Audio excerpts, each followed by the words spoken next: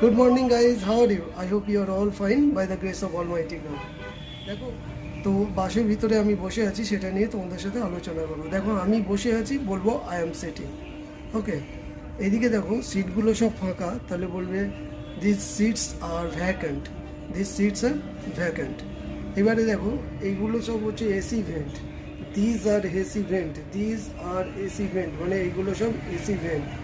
আমি এখন back camera চালু করছি। Now I am turning on the back camera. See দেখো, this is a red coloured hammer, এটা একটা লাল কালারের হ্যামার।